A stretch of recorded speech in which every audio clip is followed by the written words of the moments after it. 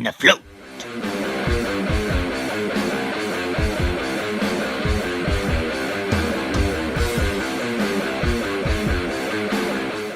What's going on, guys? It's yours truly, Horrorgod, here with you once again.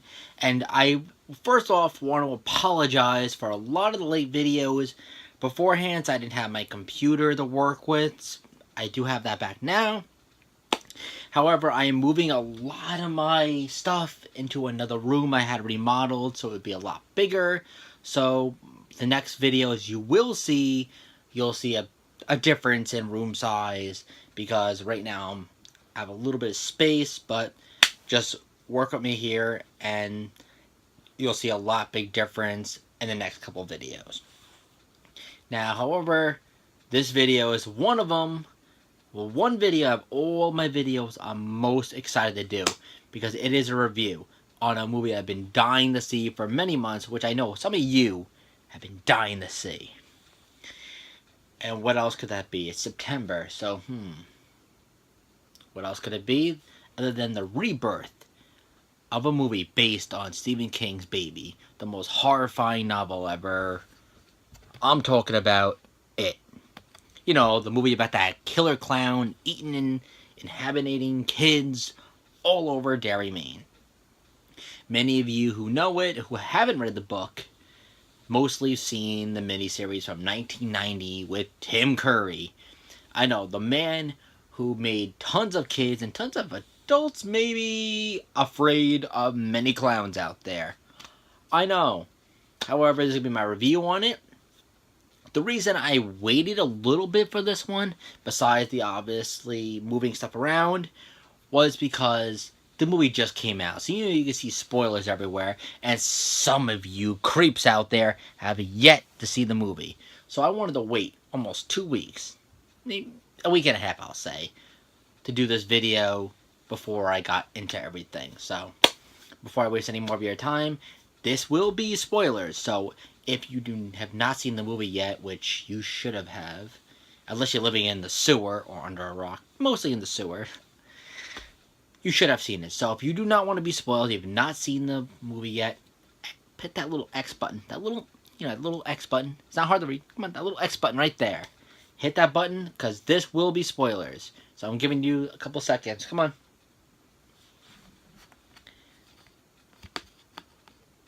Alright. You've been warned. This will be spoilers. First off, this movie was brilliant. As many of you know, a big fan of Stephen King and It. Even got the couch pillow Pennywise, brought to you by the famous Tim Curry. So many of you know Tim Curry was known for Pennywise the Dancing Clown, who was the clown brought to you by Stephen King, who was not really a clown, more of a supernatural creature who gobbled and ate kids, killed kids, caused many disappearances, until the Loser Club, which first encountered Pennywise at a young age of 11, 12 years old maybe 13 if I'm correct, pretty much battled him, didn't kill him, and then they made this Oath the Return years later, which didn't really connect to the book too much. More in the miniseries, it was 30 years. The Return, but that's the miniseries, and we can talk about that another time. I read the book when I was a young kid, and I'm currently rereading it as we speak, because, it's Stephen King. I always have to read his books multiple times. So I saw the movie 3 times. This is the kind of movie where it made you think you gotta go back and see it. So let's get right down to business. First off, we'll start off with the big freaking cat in the room. The big one. Pennywise the Dancing Clown. Now, Bill Skarsgård had a lot of shoes to fill with this role, because Pennywise, let's face it, was incredibly evil. Tim Curry made a great thing. The miniseries from 1990, it was made for TV, and it can only do what it was, meant to do for TV at that time. So a lot held back. But I'll get to that in a minute, because the book did do a lot of stuff. Now, the miniseries did do it, but the movie, full out, did it perfect. Like I said, spoilers, so here it goes. Let's start off with the scene in the new one. The Georgie scene, the most famous scene, the one that started everything. Pretty much we all know Georgie gets the boat made from Bill, which was in the miniseries, in the book, and now the new one. Georgie gets bored. Bill doesn't go with him because he's out sick with the flu, so he's sitting at home, resting.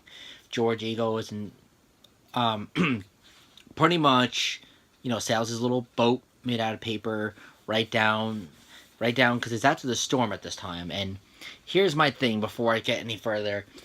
In the book and in the miniseries, it takes place in the 50s. Like, I believe 1957, I'm correct.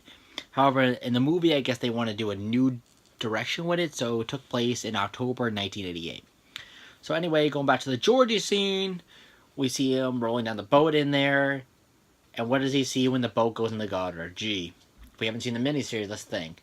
Out comes Pennywise, newly creepy looking thing, talking to him, and unlike Pennywise, this one has a lighter, childish kind of vibe to it. Comes out, blah blah blah blah, and after a while, we see Pennywise emerge, more hungry, waiting for Georgie to get lured right in. Sticks his arm out. Now, unlike the miniseries where we see Pennywise's eyes flicker and his fangs come down, everyone's been waiting to see. Will we see the Georgie death? Yes, and we see it in a big way. Ripping is taking his arm off and fangs come out. And these fangs make that Tim Curry clown's fangs look like a simple Toys R Us Party City fangs. See him, layers and layers of fang. Kind of like something you would have seen at Gremlins or something like that. Or even more like kind of like one of those creatures from Beetlejuice with the, I'm talking about the big fang thing.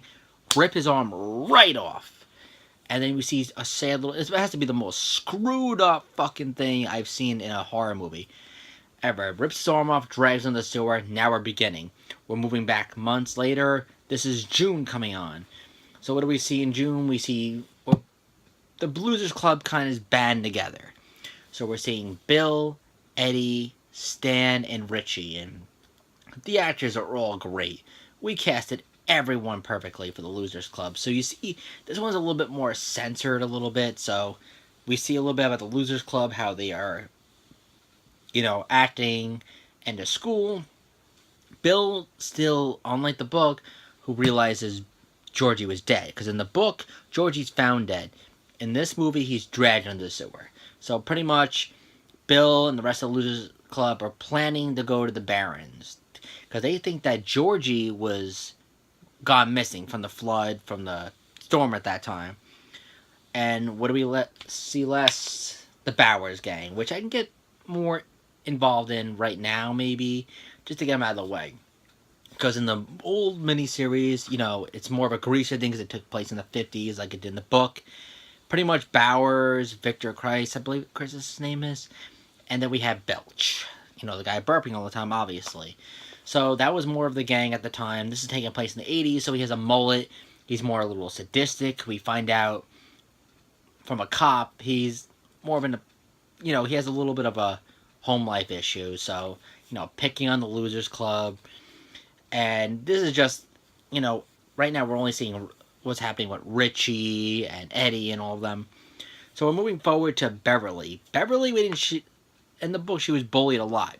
So we see Beverly getting picked on by the other popular girls in school, getting dumped trash on, because there's a rumor supposedly going around that Beverly slept with everybody, which gets around. So she becomes kind of like a loser in herself. Ben, on the other hand, is the big fat new kid, and he's the smart kid that hangs out in the librarian, so Beverly and him first encounter each other, and the scene is not really important, just about them communicating. So Ben's still walking around. Henry Bowers is looking for him. This is where Ben actually hangs out in the library. That's where he actually was a lot of the time. He didn't have friends before that. It's a little different from the miniseries when he just went walking off saying Beverly's name. So pretty much in this one, we see Ben reading the book. And spoiler, if you haven't read the book yet, Ben, on the other hand, didn't play baseball. He didn't walk around and run into Henry. He was in the book, and he sees Pennywise in a whole different spotlight. Not like the miniseries where he sees his dead father. He's following the balloon, and he reads out all these disappearances all over Derry. From there, we see Ben get chased by this, I want to call him an egg boy. It's a headless man chasing, Ben around. It's creepy. It's a dead kid from, the old 20s, I believe, or 60s, if I'm correct. And he's chasing him around, and pretty much around. Eventually, you see Pennywise emerge, which is a good jump scare. This Pennywise is no shit. He will scare the hell out of you. So Ben is seeing him as a headless kid. So we move forward a little bit to Mike, kind of, because Mike's mostly a hero in a way. Mike's doesn't see. We don't see the giant bird like in the book. If you read the book, I said there'd be spoilers. He didn't see certain things like in the miniseries. He sees like his burning mother and father who died, and the fire, arms coming out of him, and he's working for his grandfather delivering meats and everything. So he's at this old abandoned house. So, well, I wouldn't say abandoned. It's more of a factory. If I'm correct, you could leave the comments below if I'm wrong here. But anyway, he goes towards it, sees the hands coming at him, opens up. What do we see? We see the clown, but you don't see him too much. You see him behind everything. Eyes lit up. So, Stan has his own little kind of fears too. I wish it would have stuck to the book, but that's another story. Henry Bowers and the gang pretty much try to run him down. The little race, they haven't used the M-bomb, but they do little racial slurs, like flicking cigarettes at him, threatening to take him out of the town. So Mike has a lot of problems besides of his race and everything. So we have to move on to the other losers, right? There's Stan Uris. Stan was never really the brave one. He was more the scared, I don't want to mess around with this kind of thing. So that went along a little bit with it. So he sees his painting. His father's the pastor at this church. He's the Jewish guy it looks like he's practicing for his bar mitzvah. So there's a painting he sees in his father's office. It's a Picasso looking thing. I don't know. It's like a blank woman with a flute. Really creepy looking, fucking messed up picture. He goes in, sees his painting, picks it up. The painting's not there. Oh no, what could happen next? We see this woman emerge with freaking fangs coming out. This thing was creepy as hell. Perfect thing to scare the hell out of kids this Halloween season. So Stan has this vision of that, but he doesn't see the clown so much. So Stanley's more afraid of this painting. He's more the scared one, as we see. So I want to say Bill for last, because the whole Georgie thing is kind of like, Let's move on to Bev a little bit, because Bev hasn't met the Losers Club. She meets them because, well, I'll get back to Ben for a minute. Ben runs into the Bowers gang, and they torture him and everything. But see, the miniseries didn't bring this up. The book did. Henry is sadistic, so he decides to carve an H. He wants to carve his whole name into Ben's stomach. He carves an H. Screwed up, right? Because it's sinister. So Ben gets away, goes down to the Barrens, it looks like somewhere, and gets chased off by everybody else. So Ben's kind of, hurt on a whole new level. So Bev is at the pharmacy. It looks like she's finding tampons, probably has her period, she's a teenager or whatever. So the rest of the Losers Club, minus Mike, because they haven't met yet, trying to buy stuff there. This is when we see Bev distracting Mr. Keem, who is the pharmacy that Eddie uses so they can get the stuff. They're patching him up. Bev is right there. They're all talking. Richie's the loudmouth. Seth Green did great, but this kid is, like, hilarious. Like, every little word out of his mouth is like an F-bomb or a sex joke or a mom joke. It's just hilarious. Those who have seen it should know. So pretty much they're making plans to jump into this water lake thing, bring on to the next day where we see Bev and all of them talking. These kids are staring at her like complete virgins. So they're all talking about the history of Derry and the disappearances, so on, so on, so on, of missing kids, which leads them all to travel to Ben's house and everything. Blah, blah, blah, blah, blah. So pretty much the losers are all experiencing all this kind of happening. One by one, they're all starting to see their own thing. Bev, in her bathroom, hears dead kids coming from the sink. The dead kids that are missing all over Derry. But unlike the mini-series where we see just a red balloon explode, we actually see more of like her face getting dragged down, blood all over her face. Her father isn't as abusive as the miniseries. In fact, you could tell in a way, this guy's a sick motherfucker. This guy is literally, like, molesting his daughter or sexually. It's a whole nother thing. You have to see the movie to understand, but it's disgusting. So her fear is mostly her father, mostly than the clown. So let's move on to someone who I'm a personal favorite with. Eddie, who I thought did a great job in this movie. So he's possessed by his mom, who's an overbearing, crazy woman about his medication. So he's walking by in this is old house, which is just like the book. Old house at the end of the road, and what does he see? Just like the book, he sees a freaking leopard looking like this old man oozing shit out, and he pretty much is chasing Eddie. This thing just creeped me the hell out. Eventually moves out. We finally see Pennywise the clown, the one that everyone's scared of. Balloons coming, the whole floating thing. Tells him, warns him, he has a creepy ass laugh. Bill Skarsgård knocked it out of the ballpark. So Eddie is more of kind of like Stan, but a little bit more brave. He is brave at the end. If you read the book, you should know what I'm talking about. So we already had Stanley. We had Mike. We had them. We're missing a lot of people, right? Only missing a few more people. Richie doesn't experience it until they go to face Pennywise a little bit. Which I get, and it's a weird way, because in the book and everything, he transforms into a werewolf because it's the 50s. This takes place in the 80s, which I personally thought he was going to turn to Freddy Krueger from Nightmare on Elm Street. He didn't. But whatever. Richie has a fear of clowns, which goes into when they visit the house. And we see a Tim Curry clown doll as respect, where he comes after them, and they all kind of get one of their fears coming after them. So pretty much, let's wrap this up a little bit. The only other fear we have is Billy. Bill, the leader of the Losers Club, comes down, and he finally sees Georgie emerge, and that's the only way he can get lured down. And this one's kind of creepy compared to the original, where he keeps telling him, Bill, if you come with me, you'll float too. And then the clown emerges, and that's how they lure down. They know they have to fight this thing. Before we get back to that, let's get into Patrick Hawksucker. He's like a sadistic son of a bitch. This guy, let me just tell you, is a sick puppy. He was doing everything, pretty much anything in his weird mind to get the Losers Club, but he's also, if you read the book, did a lot of sexual weird things to Henry. You have to read the book. I don't want to give too much in that. He's a sick fuck. So watching his death in the movie by Pennywise is well worth it. But I don't want to give too much information. This is just a review.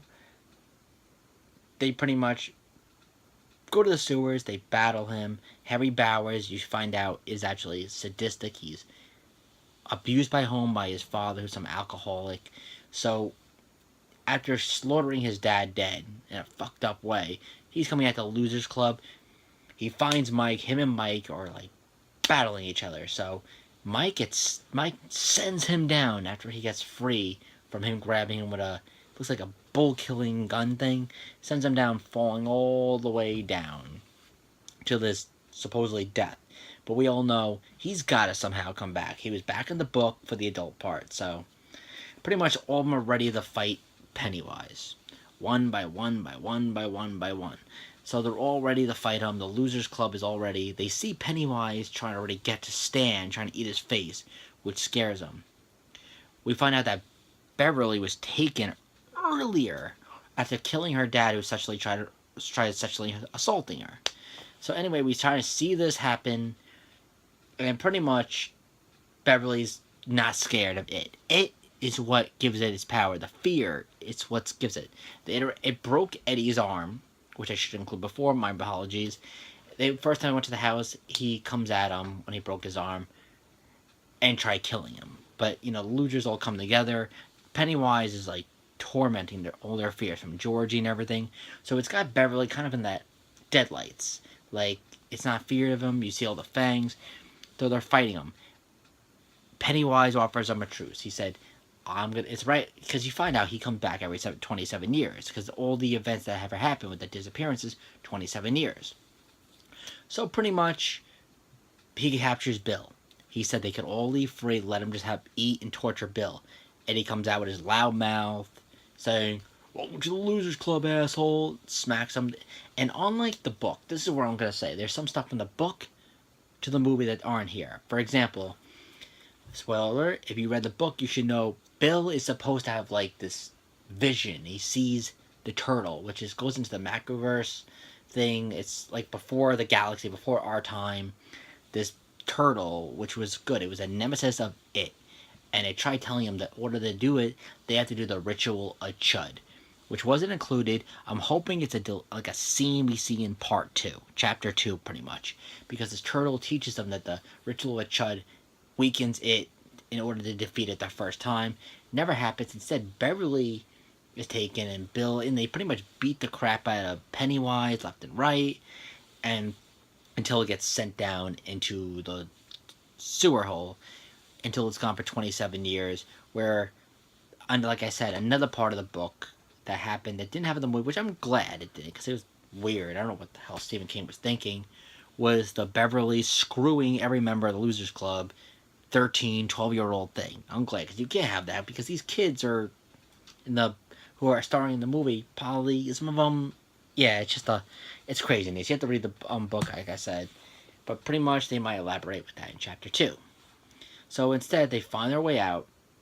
They all slit their hands like they do in the book. Thank you for sticking to it.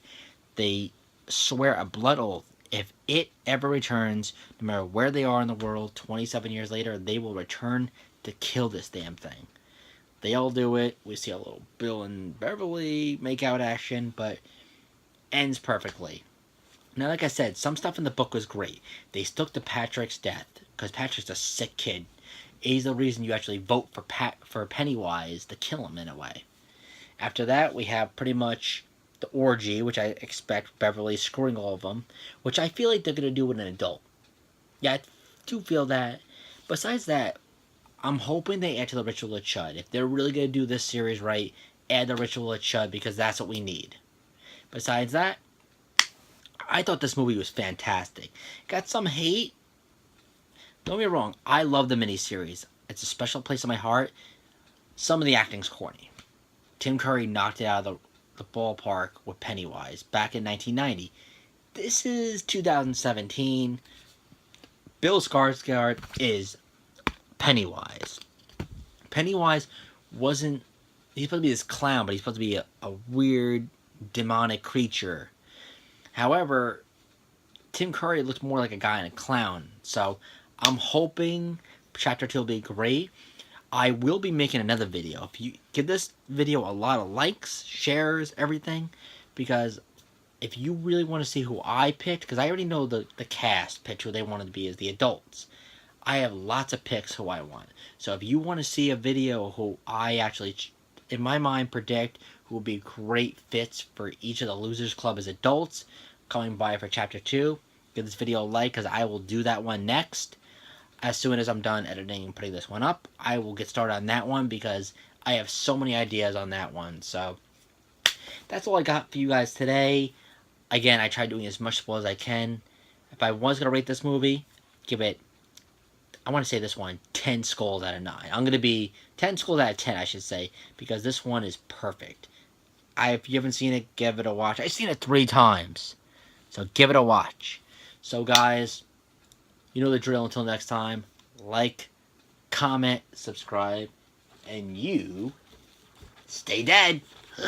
You subscribe to Horrorgod, you'll fall sick. You'll fall sick. You'll fall sick. You'll fall sick. You'll fall